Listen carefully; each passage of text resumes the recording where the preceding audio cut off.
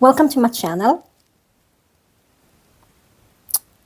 My name is Mireille and I'm an autistic woman who talks about what it's like having autism and OCD and what it's like living with it on social media. I created this channel because I wanted to talk about what it's like living with autism, what it's like having autism, and also what it's like having OCD. I will explain OCD a little bit later. And I want to be honest in this video. I want to be transparent, and I wanted to tell how it actually was, not just paint a beautiful picture of it, because the reality is what it is and what it was, and it's not always a nice picture to paint, but it's still important to talk about what it actually was and how it was experienced, basically.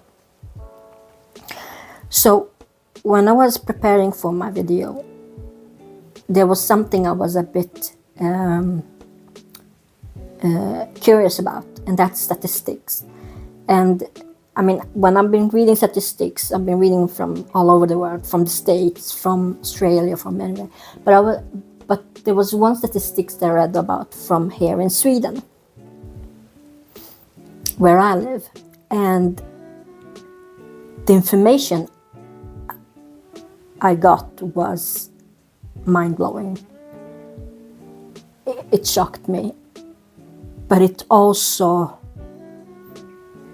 made so much sense to me, because I started understanding why things were the way they were for me. And I will tell you more about that in a bit.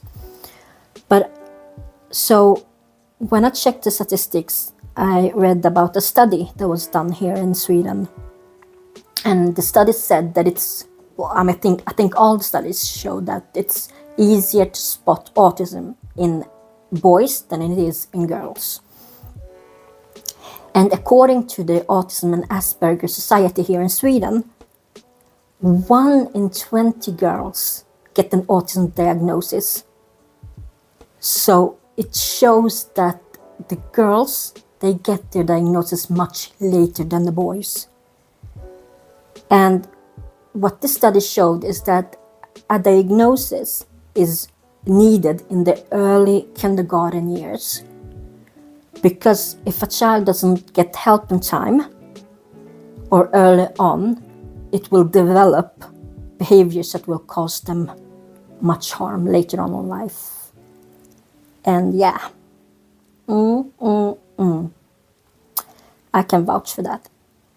Like, the struggles I have gone through, when I think about it, if I had received the help I needed in time, I think things might have been a bit easier for me to cope with.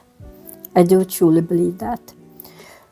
And when I went on to read in the study, it shows that only 17% of the young girls get their diagnosis before the age of 5, while it is double that in boys. By the age of 11, only 40% of the girls get the diagnosis, while it is 72% in boys. 72%. I mean, that's insane. So the study shows that autism is diagnosed in boys 4 times more often than in girls. And the reason why, and this is where it blew me away, and when I realized that, my goodness, I recognize this. This is what happened to me. And it's because they showed that the girls they have abilities to camouflage their symptoms and the ability to mimic normal behavior, which makes them a challenge to identify and diagnose. And again, I can vouch for this. I mean, I recognize this in me.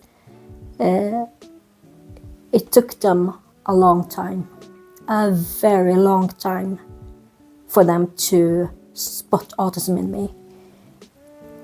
And the reason why, which I didn't understand back then, but the reason why was because I had learned somehow, without knowing or understanding what I was doing, I had learned to mask my autism.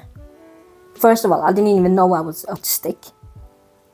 But somehow I had learned to mask and mimic other people's behavior. And I wasn't even aware of doing this. And that's what blows my mind, because I did all that without knowing it. I guess I will tell you a bit about my story. So I wasn't born here in Sweden. I was born in Lebanon, and we moved to Sweden when I was 6 years old. I don't have many memories from my early childhood in Lebanon. The only memories I have from that time are from the war. But we're not going to go into those memories. Not really something I would want to talk about in this video. I mean, if I was a bit odd or different back then, it was thought of as me being a difficult child. Autism or mental disability in that part of the world back then were not something that was widely known or recognized. So it was when I was 7 years old and started school here in Sweden, started first class, that it started become clearer that I had difficulties. Because by the age of 8, I had severe OCD. And if you don't know what OCD is, OCD stands for obsessive compulsive disorder. And I've had it. I mean, I don't even remember a time when I didn't have OCD. I will talk about my OCD in another video and explain it how it is for me and what kind of OCD I have. So when I think back about my early years, my early school years, and when I was a child here and I started school, I strongly or distinctly remember that I had such difficulties interacting with other children. I remember clear as day that it was I felt so uneasy and uncomfortable being with and around other children, because I felt that I couldn't understand them. What I mean by not understanding them is that I didn't understand the way they acted, their behavior. It was foreign to me, the way other children acted. And the more I think about it, the more I understood why I sought older people's company when I was a child. I remember that when we always had people over or something, I usually liked to stay with the adults. I remember that I felt more comfortable being with the adults. I remember I didn't understand the word back then, but I do remember that I felt alienated in some way. I felt like I was not one of them, like I was an alien amongst human beings. That was odd. And I have one memory of, I think I was in 2nd grade or something. We were standing in the hallway at school, and I was just looking around and feeling completely lost and uncomfortable, and it was such an unpleasant feeling to have. And it was very confusing for me to feel that way because I didn't understand it. I remember that if we talk about the teachers, especially during the early school years, they did not understand me or my behavior. And to be honest, I feel a bit sorry for them because there was some questionable behavior from my side that had them really wondering what on earth was going on with me. I took things quite, and here comes the word that I always have a problem pronouncing, literally. How do you pronounce it? Literally.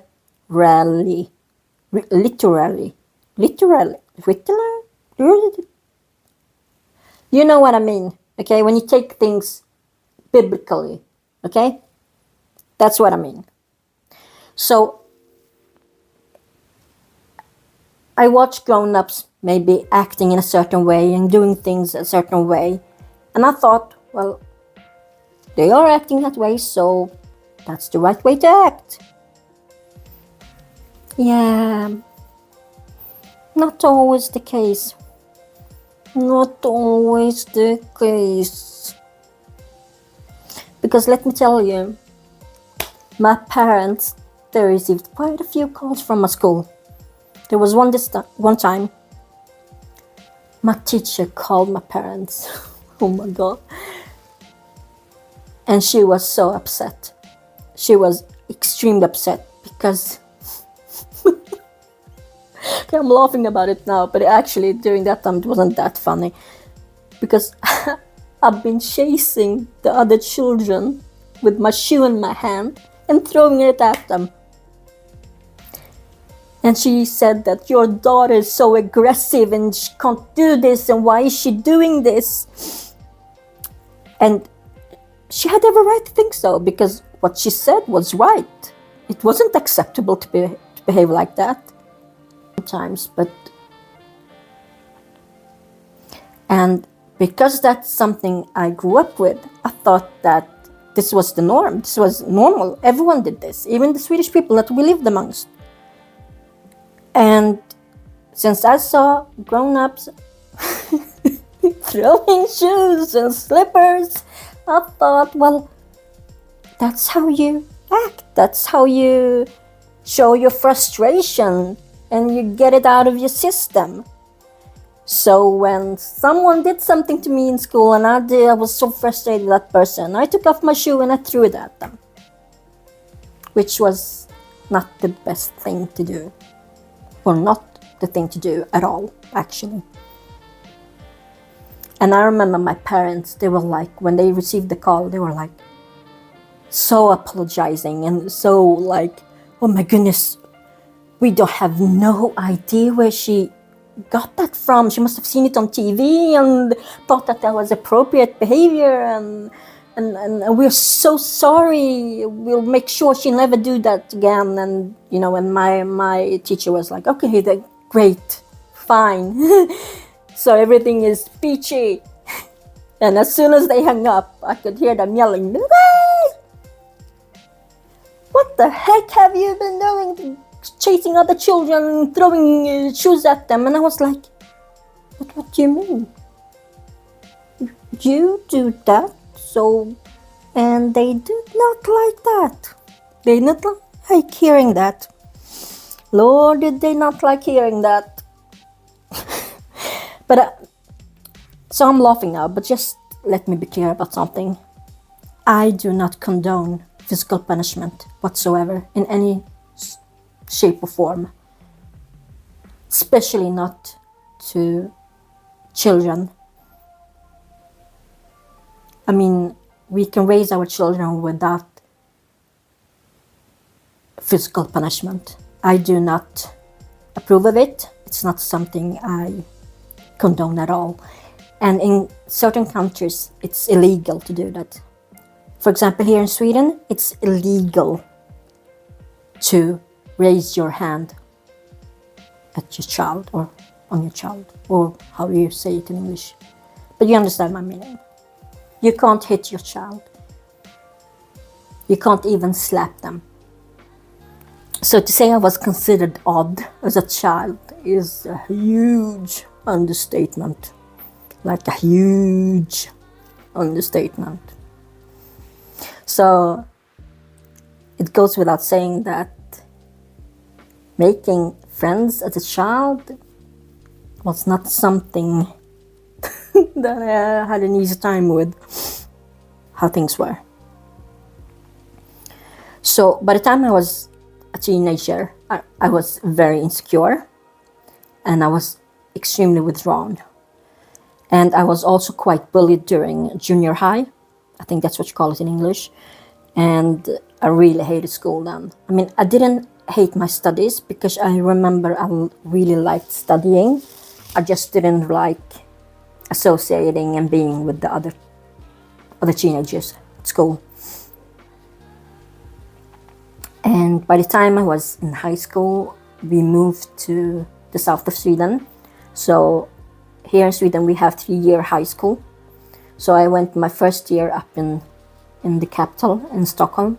Then we moved for my second year to the south of Sweden. And those 2 years there before I graduated were really difficult. I was extremely lonely. I was very withdrawn. I had difficulties interacting with my other classmates. I was always mostly alone. If you were to look for me, you would find me either in the hallway or in the library with my nose stuck in a book. I read all the time. Reading was my salvation. Books were what saved me during those years. So all my struggles I had during this whole period, early childhood and teenage years, I thought it was because of my OCD. I thought that was it. My OCD was the main factor. That's why I was struggling so much. I didn't understand, didn't know what autism was, and I didn't have any information about it. It wasn't until I graduated high school, went to college, graduated college, and then moved back to Stockholm and started working in Stockholm. And I met a psychologist. And in the beginning, I thought it was just OCD. But it took him 3 sessions to actually start seeing autism in me. And then that's when he picked up and he started to do a thorough evaluation. And it turned out that I'm autistic. I have high, as it was called before, I'm not sure. I don't keep track of all the name changes they have done, but I mean, high functioning autism is what I have. So once I received my diagnosis, finally, I remembered that in the beginning, the couple of years after, it was very difficult for me. I became very depressed, very, very extremely depressed, because I know that this, how should I say it? Because I had it now on paper that I was odd, I was different, and the reason why I was different. It took me a couple of years to digest everything and to, if you can say that in English, and how you understand, to understand it and then to let it sink in and to accept it. And now I do accept it. But I also know, and what I've learned from everything is that you have to educate yourself on your autism. You have to understand what it is you need, because everyone who has, each person who has this, it works differently for each person. So my autism works for me in a way, and it works differently for another autistic person.